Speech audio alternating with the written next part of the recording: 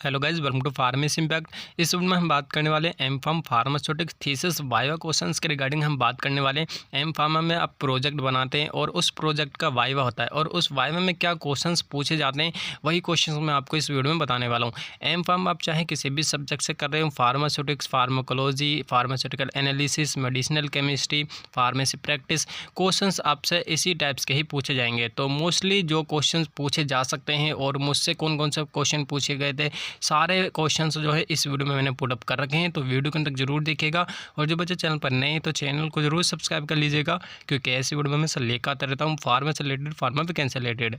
तो चल video start करते हैं। सबसे पहले जो क्वेश्चन आपसे पूछा जा सकता है वो आपके टॉपिक से ही रिलेटेड पूछा जाएगा। ठीक है, जो आपका टॉपिक है वो आपने क्यों चूज़ किया है, why did you choose this topic. तो जो भी आपका टॉपिक है उसके बेनिफिट्स आपको याद कर लेने हैं, क्यों आपने ये टॉपिक लिया है। ठीक है, तो ये आपको पता होना चाहिए। सेकंड क्वेश्चन पूछा जा सकता है आपका ड्रग से रिलेटेड, जो भी आपकी ड्रग है वो आपने क्यों चूज़ करी है, why did you choose this drug. तो आपकी ड्रग के जो एडवांटेजेस हैं, प्रॉपर्टीज़ हैं, ठीक है, वो आपको याद कर लेना है। तो यही क्वेश्चन आपसे पूछे जाएंगे, काफ़ी कॉमन क्वेश्चन हैं, तो इन्हें आप याद कर लीजिएगा। थर्ड क्वेश्चन आपसे पूछा जा सकता है, why did you choose this disease. ठीक है, जो भी डिसीज़ पे आप वर्क कर रहे हैं तो वही डिसीज़ आपने क्यों चूज़ करी है।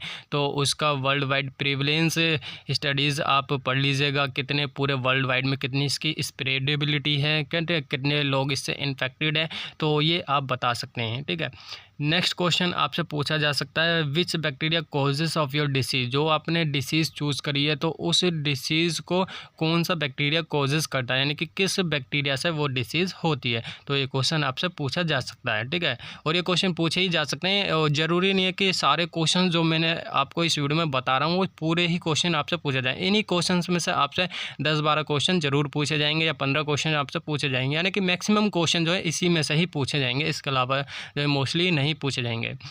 नेक्स्ट क्वेश्चन है, why did you choose this formulation.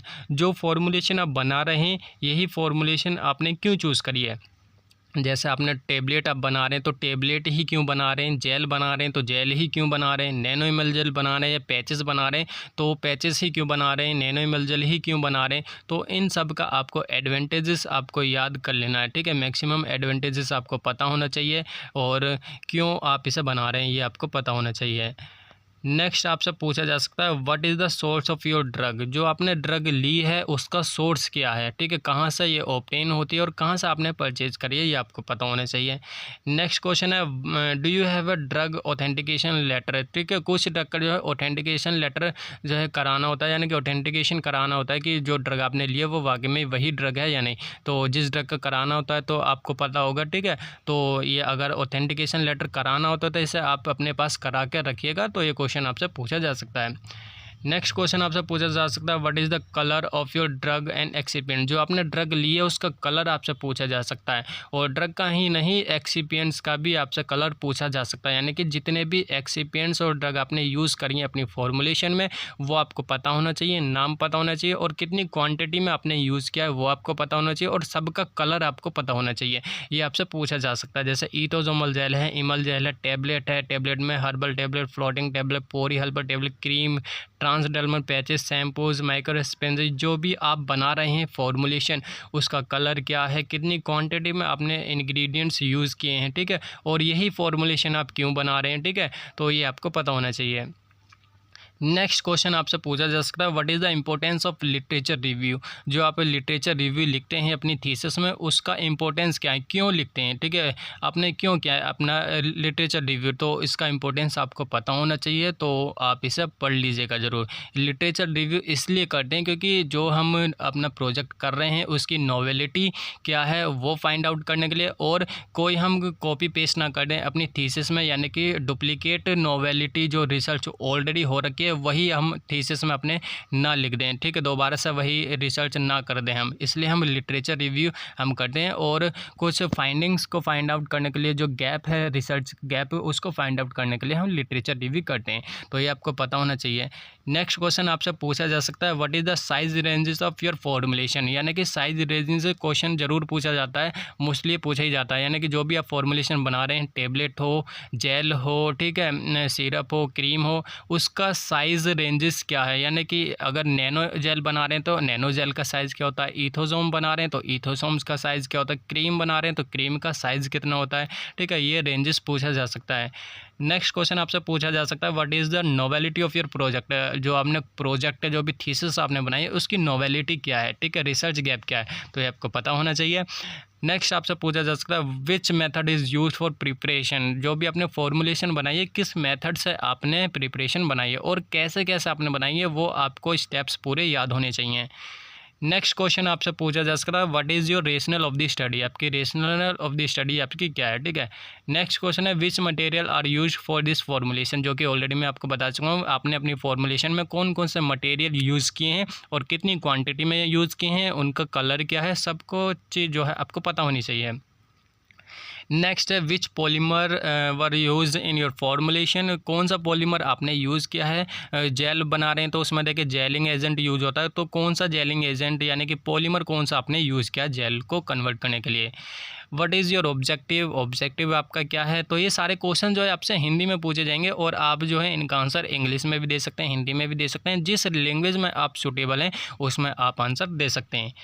Next है, how to perform pre formulation study, तो इससे क्वेश्चन जरूर पूछा जाता है कि how to check melting point, देखिए प्री फॉर्मुलेशन में मेल्टिंग पॉइंट चेक करना होता है, सॉल्युबिलिटी, अगर ठीक है टेबलेट बना रहे हैं तो उसकी हार्डनेस, ठीक है, कलर, ऑर्डर, कैलिब्रेशन कर्व, तो ये क्वेश्चन आपसे पूछा जाएगा कि मेल्टिंग पॉइंट आपने कैसे चेक करी, किस इंस्ट्रूमेंट से चेक करी और कैसे कैसे आपने चेक करी, ठीक है। तो पूरे स्टेप बाय स्टेप इसे याद कर लीजिएगा।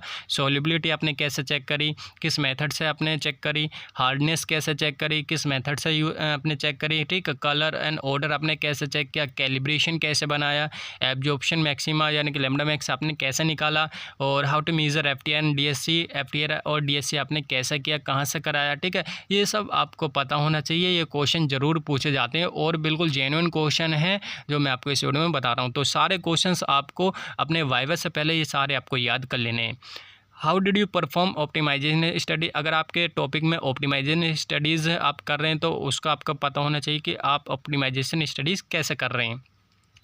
नेक्स्ट है, what is Franz diffusion cell, तो फार्मास्यूटिक्स में देखिए इन विट्रो स्टडीज़ करनी होती है, उसमें फ्रेंड डिफ्यूज़न एपरेटिस यूज़ होता है, उसमें फ्रेंड डिफ्यूज़न जो है cellophane membrane, dialysis membrane use होती है। तो फ्रेंड डिफ्यूज़न सिंपल क्वेश्चन आपसे पूछा जा सकता है, व्हाट इज़ फ्रेंड डिफ्यूज़न क्या होता है, ठीक है। और इसके बाद जो है how do you perform in vitro study, in vitro study आपने कैसे परफॉर्म करी, कौन सा एपरेटिस आपने लगाया, ठीक है, कैसे कैसे आपने लगाया, उसके पूरे स्टेप्स आपको पता होने चाहिए। तो इन विट्रो स्टडीज़ जो है में होता है फ्रेंड डिफ्यूजन सेल यूज़ होती है, ठीक है। तो आपको पता होना चाहिए और पूरे स्टेप्स आपको पता होने चाहिए स्टार्टिंग से लेकर लास्ट तक कैसे आपने इन विट्रो स्टडीज़ यूज़ करी है। नेक्स्ट आपसे पूछा जाता है, what is your highest internal efficacy, जो आपने इंटरनल एफिकेसी टेस्ट किया था उसकी हाईएस्ट इंटरनल एफिकेसी कितनी आई थी आपको, ठीक है। तो ये आपको पता होना चाहिए और आपने कैसे मेज़र किया था ड्रग इंटरनल एफिकेसी को, तो ये भी आपको पता होना चाहिए। How did you measure the drug content आपने कैसे मेज़र किया, तो आपको पता होना चाहिए और कितना जो है इसका परसेंट आया था। नेक्स्ट पीएच आपने कैसे मेज़र किया, किस मेथड से आपने यूज़ किया, मेज़र किया है पीएच और कैसे कैसे आपने मेज़र किया, पूरे स्टेप्स आपको पता होना चाहिए, ठीक है। नेक्स्ट क्वेश्चन, टेबलेट अगर बना रहे हैं तो उसकी हार्डनेस आपने कैसे मेज़र की है, पूरा स्टेप बाय स्टेप, ठीक है। नेक्स्ट है, how did you measure the viscosity, viscosity आपने कैसे मेज़र करी है, स्प्रेडेबिलिटी कैसे मेज़र करी है, एक्सक्रूडेबिलिटी कैसे मेथड किस मेथड से यूज़ करी है और कैसे यूज़ करी है आपने, कैसे मेज़र करी है। स्टेबिलिटी स्टडी आपने कैसा परफॉर्म किया, कितने टेम्परेचर पर आपने परफॉर्म किया है और उसी टेम्परेचर पर अगर आप स्टेबिलिटी स्टडी कर रहे हैं 4 डिग्री सेल्सियस या 25 डिग्री या 40 डिग्री सेल्सियस पर, तो इन्हीं टेम्परेचर पर ही आपने स्टेबिलिटी स्टडीज़ क्यों चेक करी है, ठीक है। 4 डिग्री पर ही क्यों चेक करी है, 25 डिग्री सेल्सियस पर ही क्यों चेक करी है या 40 डिग्री सेल्सियस पर ही स्टेबिलिटी स्टडी क्यों चेक करी है, और कौन कौन सी जो पैरामीटर्स हैं स्टेबिलिटी स्टडी के दोनों वो आपने चेक किए और कैसे चेक किए, ये सारी चीज़ें आपको पता होनी चाहिए। कहीं से भी क्वेश्चन आपसे पूछा जा सकता है, जो एग्जामिनर हैं वो यही क्वेश्चन पूछेंगे और मुझसे तो काफ़ी सारे क्वेश्चन पूछे जाएंगे, सॉरी मुझसे काफ़ी सारे क्वेश्चन पूछे गए थे और जो मेरे साथी थे उनसे भी काफ़ी क्वेश्चन पूछे गए थे, तो सारे क्वेश्चंस का जो मैं इस वीडियो में जो मेंशन कर दिए हैं, तो इन क्वेश्चंस को आप याद कर लीजिएगा और सभी क्वेश्चंस के जो भी आपसे पूछे जाएं सबको आपको आंसर करना है, आपको चुप नहीं रहना है, ठीक है। नेक्स्ट आपसे क्वेश्चन पूछा जा सकता है, what is your project conclusion. जब आपका प्रोजेक्ट बन जाता है, फाइनल हो जाता है, ठीक है, लास्ट सब चीज़ें आपको बता देते हैं, तो कंक्लूजन आपसे पूछा जा सकता है कि आपका कंक्लूजन क्या है, कि जो आपने फॉर्मुलेशन बनाई है इसका क्या नतीजा है, क्या कंक्लूजन निकल के आया है। जो आपने रिसर्च तो कर ली, तो क्या निकल के आया, क्या कंक्लूजन है, तो ये आप सबको पता होना चाहिए, ये पूछा जाता है। नेक्स्ट क्वेश्चन है, what is your future prospective. ठीक है, फ्यूचर प्रोस्पेक्टिव क्या है आपका, ठीक है, इसके बाद आप क्या कर सकते हैं इस रिसर्च टॉपिक पर, ठीक है, तो ये आपसे पूछा जा सकता है। Next question, what difficulties did you face during the project. आपने अपने प्रोजेक्ट के दौरान कौन कौन सी डिफ़िकल्टीज़ को फेस किया है, कौन कौन सी दिक्कतें आई हैं जब आपने प्रोजेक्ट को परफॉर्म किया, तो ये आपको पता होना चाहिए, ये क्वेश्चन पूछे जाते हैं। एक्स्ट्रा क्वेश्चन आपसे क्या पूछे जा सकते हैं, तो इसमें से देखिए व्हाट इज़ रिसर्च आपसे पूछा जा सकता है, व्हाट इज़ रिसर्च क्या होती है, और डेफिनेशंस आपसे पूछी जा सकती हैं। जैसे नैनो इमल्जल बना रहे तो कि नैनो इमल्जल क्या होता है, व्हाट इज़ नैनो इमल्जल। टेबलेट बना रहे हैं तो व्हाट इज़ टेबलेट, टेबलेट क्या होती है, ठीक है। सिरप बना रहे हैं तो व्हाट इज़ सिरप। शैम्पू बना रहे हैं तो व्हाट इज़ शैम्पू। माइक्रोस्फेयर बना रहे हैं तो माइक्रोस्फेयर्स क्या होते हैं, ठीक है। तो ये बेसिक डेफिनेशन, छोटी छोटी डेफिनेशन जो होती है ये पूछी जाती हैं। Next question, how did you right your thesis. आपने अपनी थीसिस कैसे लिखी, ठीक है, तो आपको पता होना चाहिए मैंने अपनी थीसिस कैसे लिखी है, ये आपको पता ज़रूर होना चाहिए। नेक्स्ट है, who choose your research topic. आपका जो रिसर्च टॉपिक है वो किसने चूज़ किया, आपने किया है चूज़, या आपके गाइड ने चूज़ किया, या आपने कहीं से बाहर से बनवा लिया थी। तो ये आपको पता होनी चाहिए, ठीक है, कि रिसर्च टॉपिक आपने खुद से चूज़ किया है या आपके गाइड ने चूज़ किया है। नेक्स्ट क्वेश्चन आपसे जो पूछा जा सकता है वो है, आर यू करंटली वर्किंग और नॉट। आप जॉब कर रहे हैं या नहीं, तो ये क्वेश्चन पूछा जा सकता है, तो इन क्वेश्चंस को भी आप देख लीजिएगा। तो ये काफ़ी सारे इंपॉर्टेंट क्वेश्चंस है जो मैं आपको इस वीडियो में बता रहा हूँ, तो इन्हें याद कर लीजिएगा।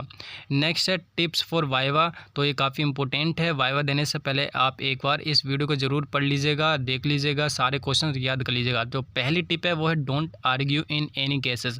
जो आपका एग्जामिनर है उनसे आपको आर्ग्यू नहीं करना है, ठीक है। जो भी क्वेश्चन आपसे पूछा जा रहा है सिर्फ आपको उसी का ही आंसर देना है, ठीक है। जितना पूछा जाए सिर्फ उतना ही बताना है, ठीक है, पूरा एक्सप्लेन नहीं करना है, ठीक है।